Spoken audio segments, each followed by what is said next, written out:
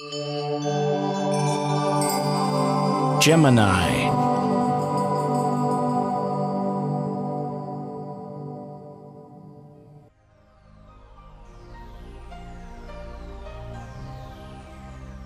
Hello Gemini, this is your forecast for July 2014, and this month you're shifting your focus now more over to how you make your money, your income stream or income streams.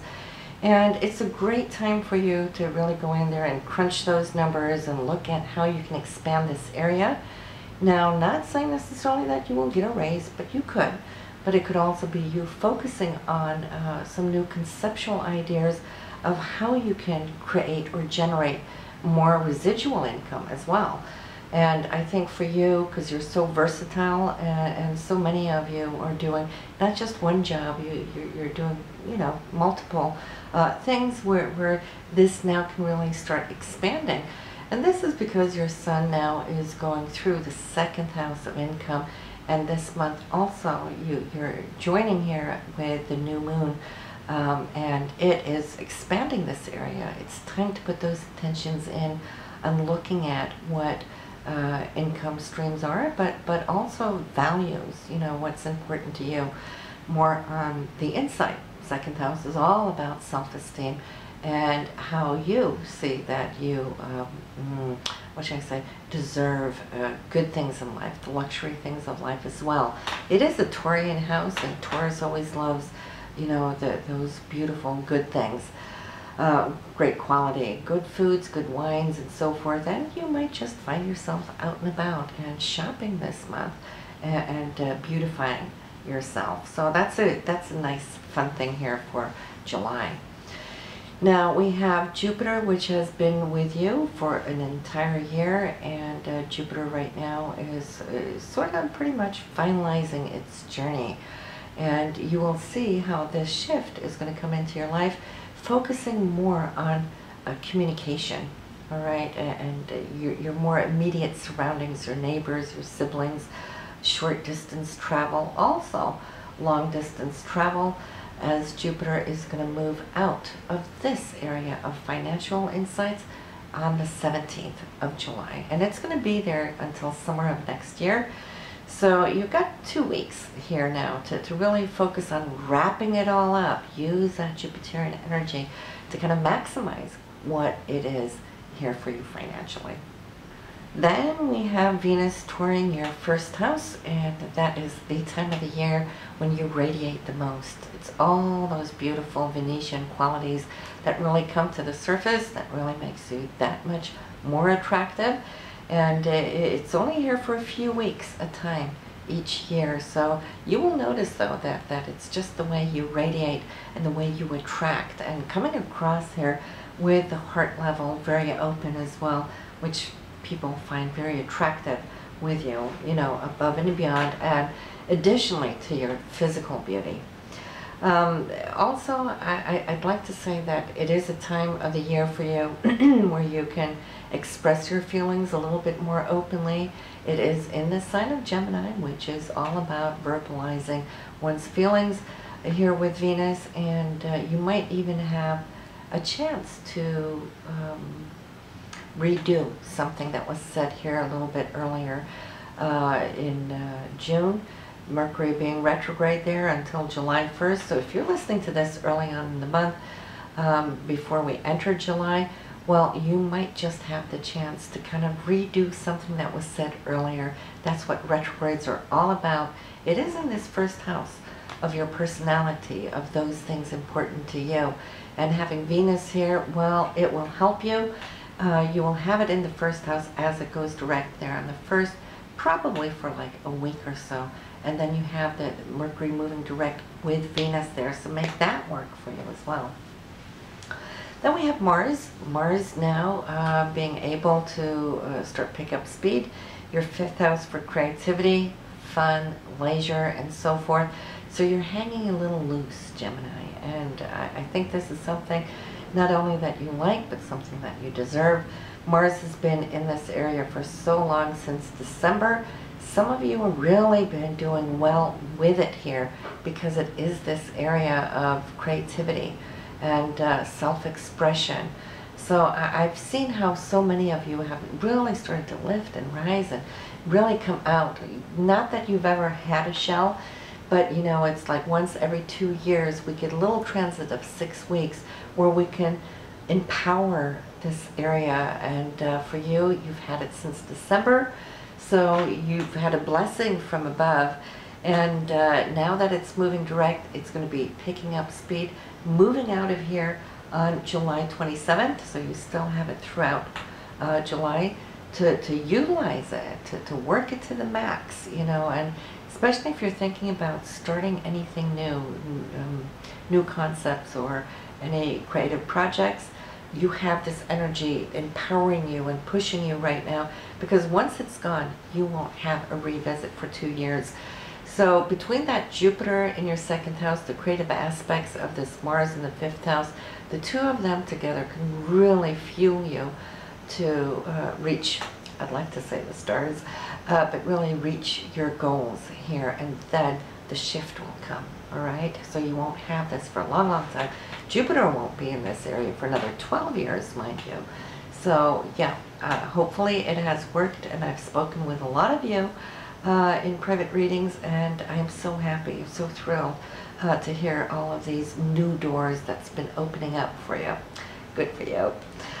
So then we also have Saturn. Saturn, thank God, now is going to go direct, and that will be from the 20th, I believe, 20th, 21st of this month, after a 5-month retrograde. So that's been going back around, and it's had you look at how you work, your day-to-day schedule. Some of you might have felt that this has been a little heavy on you, but you know what? It's all behooving you, because now that it starts moving direct, soon, not quite yet, we still have throughout 2014, at least to end, probably there mid-December, but it's still going to be working in this area. But then, for all of next year and the next 2.5 years, Saturn's going to be working on your relationships, all right, structuring that. And so for you right now, the more you can put down your daily, day-to-day routine, the easier it's going to be for you in the coming years, okay? Trust me on that, because we only get this chance to really master and put down healthy routines. That means diets too, looking at your health, and you know, how do you work out? Do you work out not enough? Those are the questions we want to ask ourselves, and this is what's, you know, Saturn has been having you look at. It'll be 28 years before next time that you can really go in and master this section of your life. And like I said, 2.5 years now from January, you're going to be working on your relationships, focusing in on how you communicate and how you relate, and Saturn lessons to be learned from that on.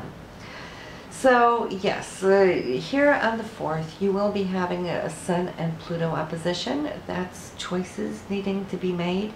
A deeper, I'd like to say heartfelt situation may come to the forefront here for you, Gemini.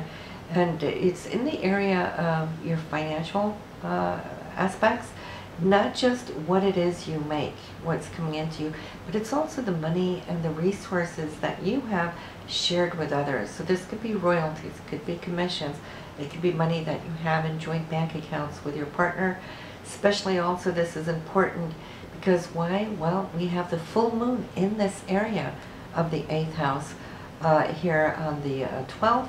So that's a powerful new moon, no, powerful full moon with Pluto, and that is going to be opposing your 2nd house. So there between whatever choices, decisions you're making on the 4th will be fully felt there on the 12th. On the 7th, Venus and Uranus is going to present an unexpected surprise. This is probably coming to you from the area of friends or a group or organization that might just spring an opportunity upon you. Should be good though, mind you, and so it's all up to you whether to yay it or nay it or wrap yourself around it. On the 8th, you might question, you know, what to do from whatever happened there on the 7th. Venus wants to go with it. you, which is the sun, is squaring that very same Uranus. So I think for you, it's more like thinking, well, will it benefit me in the long run? If I say yes to this, you know, will I be tying up my time? Which, if it's good, if it's going to pay off, if Venus is going to pay off of it, it might behoove you to tie your time up into whatever this offer may be.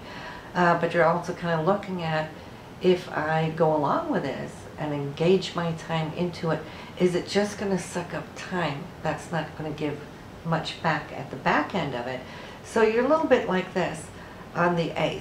But then by the 9th, it looks like Saturn kicking into that very sun that's questioning it, saying, you know what, if my passion is there, if this is what I want to do, if this is where I can engage my time, then I will love to do it. Why? Because it's in the giving, we're paying forward, and in paying forward, this is when the return will come. So you can see the 7th, 8th, and 9th, they're all three put into the very same, I feel, question or whatever has been given to you as an opportunity. So look at that. You don't need to be hasty making a direct answer on the 7th. You can wait to the 9th or 10th. That is good. That is really great. And now, of course, you know, Mercury is moving direct, so you're not having to worry about signing any contracts either. Great day when Venus and Mars meets up this month. This will be on the 13th. It is a love and romance, energetic transit. And Mars will also help you to actually boost your energy, to get out there and, you know, kick some goals. Venus is behind it. You're loving what you're doing. Mars is giving you the energy to follow up and follow through. Romantically, it's really good. We got Venus in your sign here this month, you know, so more power to you, Gemini. And Mars here is coming from the area of the 5th house, which is fun and joy and leisure, doing hobbies. So you might maybe get an invitation to go out and do something really nice that you will enjoy on the 13th. Or maybe you will be inviting your specific other. For those of you single, great day to go out and maybe meet somebody that you can have that chemistry with. On the 19th, yes, lay low. You might feel drawn in a couple of directions here, especially when it comes to financial dealings or investing into something. Your intuition is kind of like not having you feel it, you know. There might be a circumstance where you feel that you might be pushed in a certain direction, but your sun is saying, no, I don't know quite yet. You know, there's a square here on the 19th. So follow your intuition. Mercury here is in a great place here with Neptune, where intuition is strong, but your sun and Mars is not equally strong. So whenever in doubt, I always say listen to your doubt. Why? Because your doubt is your higher self. It's kind of kicking in.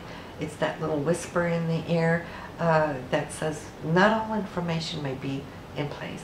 Or maybe whatever this expense might be one of those things where it sounds too good to be true, so you don't want to just jump, you know. I think if you wait a few days, if you're still feeling that this is something for you, by all means you can go with it by then, but hold back a little bit there on the 19th, because you might end up regretting something.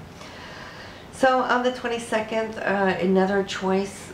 We always have these, you know, dates throughout any month where we're up against our choices, you know, and for you this will be, you know, on the 4th, also then on the 22nd, and then you have a date of the 28th.